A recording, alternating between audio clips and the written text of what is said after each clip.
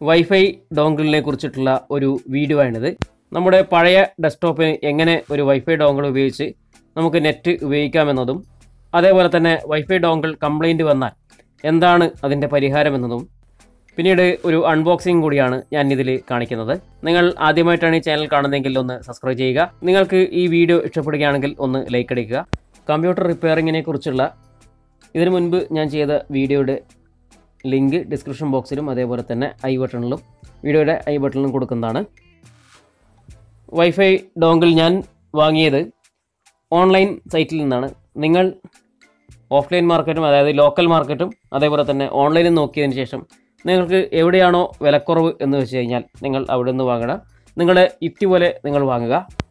Online മാർക്കറ്റിങ്ങോ അല്ലെങ്കിൽ online affiliate മാർക്കറ്റിങ്ങോ ഒന്നും തന്നെ എനിക്ക് ഇല്ലാത്തത് കൊണ്ട് തന്നെ ഞാൻ ഒരു പ്രത്യേക വെബ്സൈറ്റിനെ അല്ലെങ്കിൽ പ്രത്യേക ഓൺലൈൻ വ്യാപാരത്തെ പ്രോത്സാഹിപ്പിക്കുന്നുമില്ല. അതുകൊണ്ട് തന്നെ ഞാൻ ആ സൈറ്റിനെ കുറിച്ച് ഒന്നും തന്നെ പറയുന്നില്ല.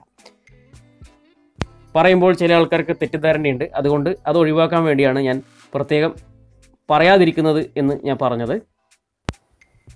ഈ വൈഫൈ ഡോങ്കിളിനോടൊപ്പം നമുക്ക് ഒരു ഡ്രൈവർ CD നമുക്കിതോടൊപ്പം ലഭിക്കുന്നതാണ്. മെയ്ഡ് ഇൻ ചൈനയാണ്.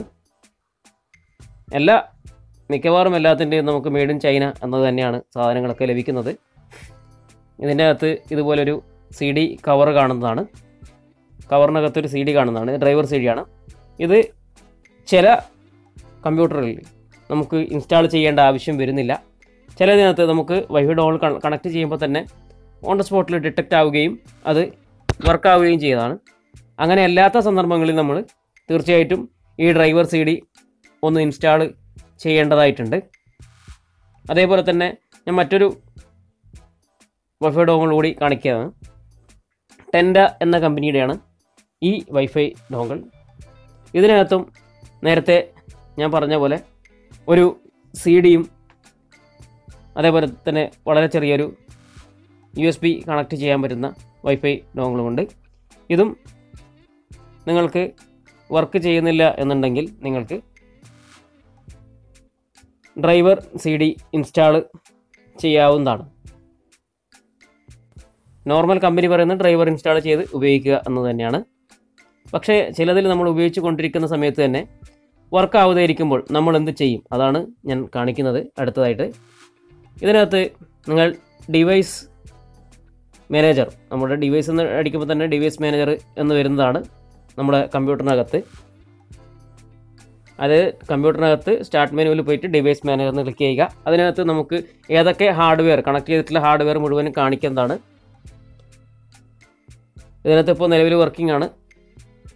അപ്പോൾ ഈ അഡാപ്റ്റർ, നമ്മളെ വൈഫൈ കൊടുക്കാനുള്ള അഡാപ്റ്റർ എല്ലാത്തിൻ്റെയും നിങ്ങൾക്ക് ജസ്റ്റ് ക്ലിക്ക് ചെയ്ത് കഴിഞ്ഞാൽ അതിൻ്റെ എക്സ്റ്റൻഷനായിട്ട് നെറ്റ്വർക്ക് അഡാപ്റ്റേഴ്സ് എന്നുള്ളത് ജസ്റ്റ് ഒന്ന് ക്ലിക്ക് ചെയ്യുക. ഇതിനകത്ത് ഇതാ നമ്മുടെ ലാൻ കാർഡ് എന്ന് വെച്ച് കാണിക്കുന്നുണ്ട്. ഇതിൻ്റെ അപ്ഡേറ്റ് ഡ്രൈവർ എന്ന് കൊടുക്കുക. അതായത് നമ്മുടെ വൈഫൈ ഡോങ്കിൾ വർക്ക് ചെയ്യുന്നില്ല എന്നുണ്ടെങ്കിൽ അപ്ഡേറ്റ് ഡ്രൈവർ എന്ന് കൊടുക്കുക.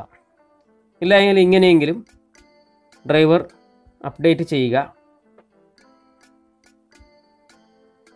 ഇങ്ങനെ അപ്ഡേറ്റ് ചെയ്യുന്ന സമയത്ത് നോർമൽ അപ്ഡേഷൻ ആവുകയും നിങ്ങളുടെ വൈഫൈ ഡോങ്കിൾ വർക്കാവുകയും ചെയ്യുന്നതാണ്. ചില സമയങ്ങളിൽ അപ്ഡേറ്റ് എന്ന് ക്ലിക്ക് ചെയ്ത് കഴിഞ്ഞാലും ഞാൻ ഓപ്ഷനുകൾ കാണിക്കാം, എറർ കാണിക്കുകയും അപ്ഡേഷൻ ആവാതിരിക്കുകയും നമ്മുടെ വൈഫൈ ഡോങ്കിൾ വർക്ക് ചെയ്യാതിരിക്കുകയും ചെയ്യാറുണ്ട്. ഇങ്ങനെയുള്ള സന്ദർഭങ്ങളിൽ നമുക്ക് മെയിനായിട്ട് ചെയ്യേണ്ടത് നമ്മുടെ CD വെച്ച് അപ്ഡേറ്റ് ചെയ്യുക എന്നതാണ്. പക്ഷേ ചിലപ്പോൾ ചില ആൾക്കാരുടെ ഡെസ്ക്ടോപ്പുകളിൽ CD ഡ്രൈവ് ഇല്ലാതെ ഉണ്ടാവാം, അല്ലെങ്കിൽ വർക്കിംഗ് അല്ലാതെയും ഇരിക്കാം. ഇങ്ങനെയാണെങ്കിൽ ഞാൻ നേരത്തെ പറഞ്ഞ രീതിയിൽ ഡ്രൈവർ അപ്ഡേഷൻ ചെയ്യുക. ഇതും നടന്നില്ല എന്നുണ്ടെങ്കിൽ, അതായത് വീണ്ടും വീണ്ടും എറർ എന്ന് കാണിക്കുന്നുണ്ടെങ്കിൽ, ഇതിനകത്ത് ഡ്രൈവർ അപ്ഡേഷൻ എല്ലാ ഡ്രൈവറും അപ്ഡേറ്റ് ചെയ്യാനുള്ള പല സോഫ്റ്റ്വെയറുകളും നമുക്ക് ഇന്ന് ലഭിക്കുന്നുണ്ട്. ഫ്രീ ആയിട്ടുള്ളതുണ്ട്, പെയ്ഡ് ആയിട്ടുള്ളതുണ്ട്. അതേപോലെ ടെമ്പററി ഫ്രീ ആയിട്ട് ലഭിക്കുന്നത് പോലെ തൽക്കാലത്തേക്ക് കുറച്ച് ദിവസങ്ങളിലേക്ക് ഫ്രീ ആയിട്ട് ലഭിക്കുന്നതുണ്ട്. അതുപോലുള്ള ഒരു സോഫ്റ്റ്വെയറാണ് നിങ്ങൾ സ്ക്രീനിൽ ഈ കാണുന്നത്. ഇത് നിങ്ങൾ ജസ്റ്റ് ഗൂഗിൾ സെർച്ച് ചെയ്ത് കഴിഞ്ഞാൽ ഈ സോഫ്റ്റ്വെയർ നിങ്ങൾക്ക് ലഭിക്കുന്നതാണ്. അത് ഇൻസ്റ്റാൾ ചെയ്ത് കഴിഞ്ഞാൽ ഇതുപോലെ വരുന്നതാണ്. ഇനി നമ്മൾ ജസ്റ്റ് ഒന്ന് സ്കാൻ ചെയ്ത് കഴിഞ്ഞാൽ, മുഴുവനായിട്ട് സ്കാൻ ചെയ്ത് കഴിഞ്ഞാൽ നമ്മുടെ ഇതിനകത്ത് ഏതൊക്കെ ഡ്രൈവറാണ് അപ്ഡേറ്റ് ചെയ്യാനുള്ളത് എന്ന് അതിനകത്ത് കാണിക്കുകയും അതേപോലെ തന്നെ ഓട്ടോമാറ്റിക്കായിട്ട് നമുക്ക് ജസ്റ്റ് അപ്ഡേറ്റ് എന്ന് ക്ലിക്ക് ചെയ്യുമ്പോൾ ഓട്ടോമാറ്റിക്കായിട്ട് ആ ഡ്രൈവർ കൃത്യമായിട്ട് അതിന് ഏതാണോ വേണ്ടത് അത് കൃത്യമായിട്ട് ഇൻസ്റ്റാൾ ചെയ്യപ്പെടുകയും ചെയ്യുന്നതാണ്. പിന്നീട് നമുക്ക് ഇത് എന്നല്ല ഏത് ഹാർഡ്വെയറും വളരെ നല്ല രീതിയിൽ തന്നെ നമുക്ക് ഉപയോഗിക്കാൻ വേണ്ടി പറ്റുന്നതാണ്. ഇങ്ങനെ ചെയ്യുമ്പോൾ പ്രത്യേകിച്ച് എററുകളോ കാര്യങ്ങളോ മറ്റൊന്നും വരാറില്ല.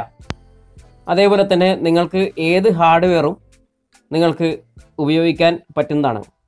നിങ്ങൾ നേരത്തെ കാണിച്ച പോലെ ഡിവൈസ് മാനേജറിൽ പോവുകയോ അല്ലെങ്കിൽ ഇതുപോലെ കൺട്രോൾ പാനലിൽ പോയതിന് ശേഷം നിങ്ങൾ ഡിവൈസ് എടുത്ത് അതിൻ്റെ പ്രോപ്പർട്ടീസ് നോക്കിക്കഴിഞ്ഞാൽ മാനുഫാക്ചർ നിങ്ങൾക്ക് കാണാൻ പറ്റുന്നതാണ്. ആ ഒരു ഇപ്പോൾ കമ്പനി പേര് ഇല്ല എന്നുണ്ടെങ്കിലും അതിനകത്ത് കാണിക്കുന്ന കമ്പനിയുടെ പേരുള്ള ഡ്രൈവർ നിങ്ങൾക്ക് ഇൻസ്റ്റാൾ ചെയ്യാൻ പറ്റുന്നതാണ്. അതിനേക്കാളും വളരെ എളുപ്പം ഈ സോഫ്റ്റ്വെയർ ഉപയോഗിച്ച് നിങ്ങൾക്ക് ചെയ്യുന്നത് വളരെ എളുപ്പമായിരിക്കും. നിങ്ങളുടെ കമ്പ്യൂട്ടറിനകത്ത് ഏതൊക്കെ ഹാർഡ്വെയർ കണക്ട് ചെയ്തിട്ടുണ്ടോ അതിൻ്റെ ഏതിനൊക്കെ അപ്ഡേഷൻ വേണമെന്നുണ്ടോ അതൊക്കെ ഓട്ടോമാറ്റിക്കായിട്ട് നിങ്ങൾക്ക് കാണിക്കുകയും അത് വളരെ പെട്ടെന്ന് തന്നെ ഇൻസ്റ്റാൾ ചെയ്യാൻ പറ്റുകയും ചെയ്യുന്ന ഒരു സോഫ്റ്റ്വെയറാണിത്. നിങ്ങൾക്ക് ഈ ഇൻഫോർമേഷൻ വീഡിയോ ഇഷ്ടപ്പെട്ടിട്ടുണ്ടെങ്കിൽ ഒന്ന് ലൈക്ക് അടിക്കുക. ആദ്യമായിട്ട് കാണുന്ന ആൾക്കാരാണെങ്കിൽ ഒന്ന് സബ്സ്ക്രൈബ് ചെയ്യുക. വീഡിയോ കണ്ട എല്ലാവർക്കും അതേപോലെ എല്ലാ സബ്സ്ക്രൈബേഴ്സിനും പ്രത്യേകം നന്ദി രേഖപ്പെടുത്തിക്കൊള്ളുന്നു.